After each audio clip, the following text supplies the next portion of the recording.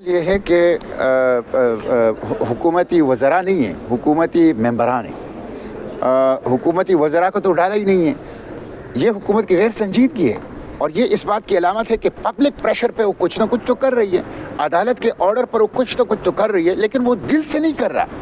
وہ جس کو ایک مشنری زیل کے ساتھ، ایک جذبے کے ساتھ، ایک مظلوم بیٹی جو کہ پاکستان کی شہری ہے، کسی بھی صورت میں امریکہ کی شہری نہیں، اور جو بدترین ٹارچر سے گزری ہے، اور جس کو خود عدالت نے کہا، اسلام آباد ہائی کورٹ نے کہا کہ جب وہ آ جائے تو پوری ریاست مل کر ان سے اجتماعی معافی مانگے۔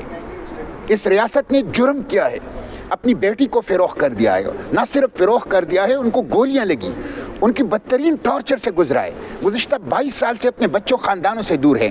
تو یہ تو اسلام آباد ہائی کورٹ کی آبزرویشن ہے کہ ریاست اجتماعی طور پہ جا کے پھر ان سے معافی مانگے جب وہ آئیں۔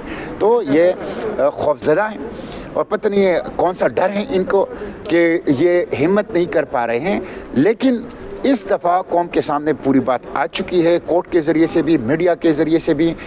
اگر ڈاکٹر عافیہ نہیں آ سکی تو اس کی واحد ذمہ دار موجودہ وفاقی حکومت اور شہباز شریف۔ سر کوئی کمنٹ کریں گے؟ ریسنٹ پاسٹ میں ایک واقعہ ہوا ہے اسلام آباد کے اندر، بہت سارے لوگوں کی شہادتیں بھی ہوئی ہیں، یہ دعویٰ کیا جا رہا ہے، لیکن دوسری جانب جو حکومت ہے وہ یہ دعویٰ کرتی ہے کہ گولیاں نہیں چلیں۔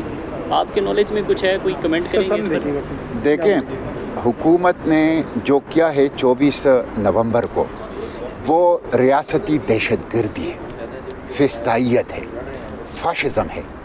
عمران خان انہوں نے جو کال دی تھی وہ ایک ڈیموکریٹک کال ہے، آپ نے اس کے پارٹی سے نشان چھینا، آپ نے ان کو اور ان کی پوری لیڈرشپ کو جیلوں میں ڈالا، آپ نے ان کے خلاف نیب استعمال کیا، پولیس استعمال کیا، FIA استعمال کی، میڈیا ٹرائل ان کا کیا، آپ نے ان سے 2/3 مینڈیٹ چھینا، سینٹ میں ان کی اکثریت ہے، آپ خیبر پختونخوا میں سینٹ کا الیکشن نہیں کرا رہے۔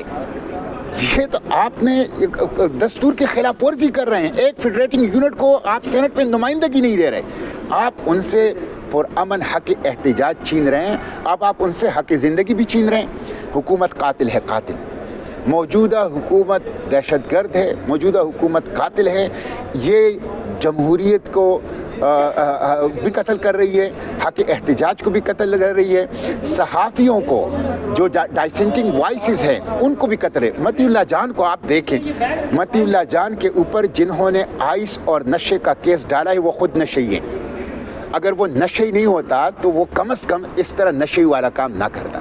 یہ شرمناک ہے، شرمناک ہے۔ تو آپ حق احتجاج کو قتل کر رہے ہیں، آپ صحافیوں کی آواز کو قتل کر رہے ہیں، آپ یہاں پہ لوگوں کو قتل کر رہے ہیں، تو بالکل قتل ہوئے ہیں، بڑی تعداد میں انہوں نے لوگوں کو قتل کر دیا ہے۔ کیوں کتنے آپ اوپن ٹرائل کرا دیں، آپ ایک اسلام آباد high court, supreme court of Pakistan کے وکلاء کا، لیڈنگ جرنلسٹ کا، اور PTI کے لوگوں کا، اور کچھ پارلیمنٹیرینز کا، اپوزیشن کا، ان کی ایک جوائنٹ کمیٹی بنا کے انویسٹیگیشن کر لینا، آپ کر لیں، دودھ کا دودھ اور پانی کا پانی۔